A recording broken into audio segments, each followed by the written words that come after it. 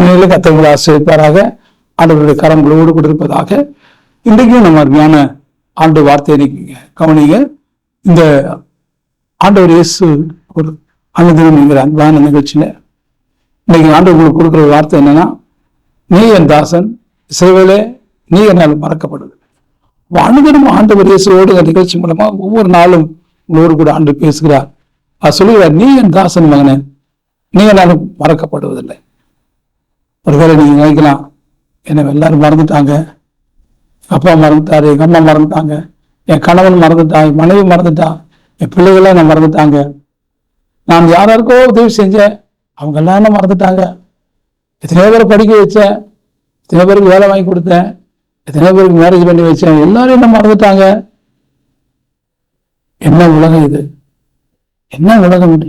ஒரு வேலை யோசிச்சு என்ன அருமையான நேயர்களே, உங்களை மறக்காத ஒருவர் இருக்கிறார். தாயின் கருவில உங்களை தெரிந்து கொண்ட தேவன் ஒருத்தர் இருக்கிறார். உங்களை மறக்கவே மாட்டார் அவர்.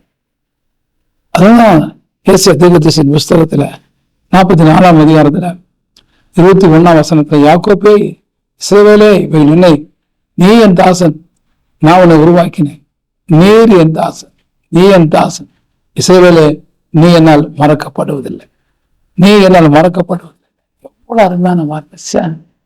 நான் உங்களை மறக்க மாட்டேன் சார், நான் உங்களை மறக்க மாட்டோமா, நான் உங்களை மறக்க மாட்டேன் அப்படி சொன்ன ஆட்கள் எல்லாம் மறந்து போயிட்டாங்க,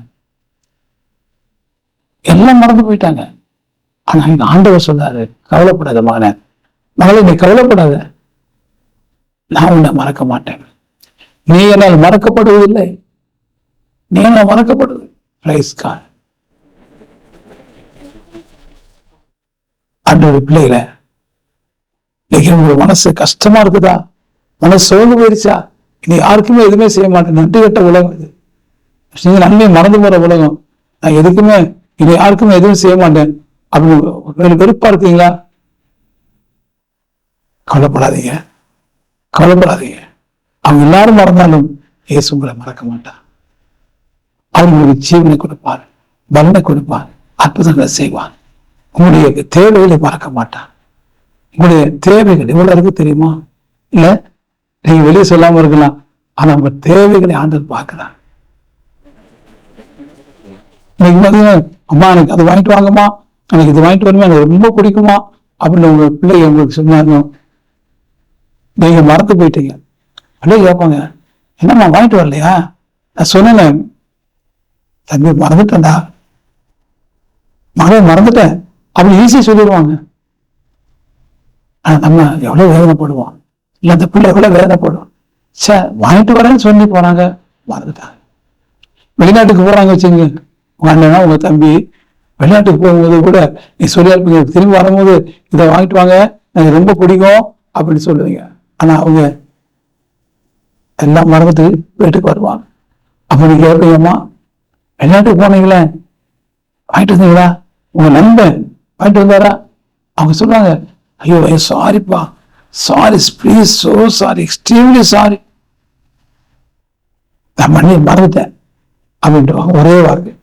நம்ம எவ்வளவு வேதனைப்படும். ஒரு வேலை அப்படி நீங்க இன்னைக்கு வருத்தப்பட்டு இருந்தீங்கன்னா, நானும் உங்களுக்கு சொல்ற ஒரு காரியம், என் ஆண்டவர் இயேசு அவர் உங்களுக்கு இருக்கிறார். யாரெல்லாம் மறந்துட்டாங்களோ, யாரெல்லாம் வாங்கிட்டு வரலையோ, யாரெல்லாம் உதவி செய்யலையோ, அதுக்கு பதிலாக ஆண்டவர் இயேசு உங்களுக்கு எல்லாம் வாங்கிட்டு வருவார். அவர் உங்களுக்கு எல்லாம் உதவி செய்வார். அவர் உங்களுக்கு போதுமானவர். அவரை நினைச்சுங்க, மற்றவங்க மேல வருத்தத்தெல்லாம் விட்டுருங்க. அவர் உங்களுக்காக யாரும் செய்து முடிப்பார். அவர் மறக்க மாட்டாருமா, அவர் மறக்க மாட்டார். உங்கள் மேலேயே இருப்பார், உங்களையே நினைச்சாரு அவர் ஆசீர்வதிப்பார். உங்களுக்கு ஜெபிக்கட்டுமா? நல்ல பிதாவே, அருமையான நேயர்களை ஆசீர்வதியே. நான் அருமையான சகோதரன் வருத்தத்தோடு இருக்கிறாரு, இதை செய்வேன் அப்படின்னு சொன்னாங்க, மறந்து போயிட்டாங்க. இந்த எம்எல்ஏ நான் பதவிக்கு வந்தேன்னா நான் இதை செய்வேன்னு சொன்னாரு, ஆனா மறந்துட்டாரு. இந்த ஐயா, இந்த அம்மா இந்த பதவிக்கு நான் வந்தேன்னா, இந்த வேலை எனக்கு கிடைச்சிட்டா நான் செய்வேன் அப்படின்னு சொன்னாங்க. ஆனா இப்ப செய்யவே மாட்டேங்கிறாங்க, செய்யாம மறந்துட்டு போயிட்டாங்க. அவரே வேதனையோடு இருக்கிற பிள்ளைகளுக்கு நீர் எல்லாவற்றையும் செய்து அவளை ஆசீர்வதி.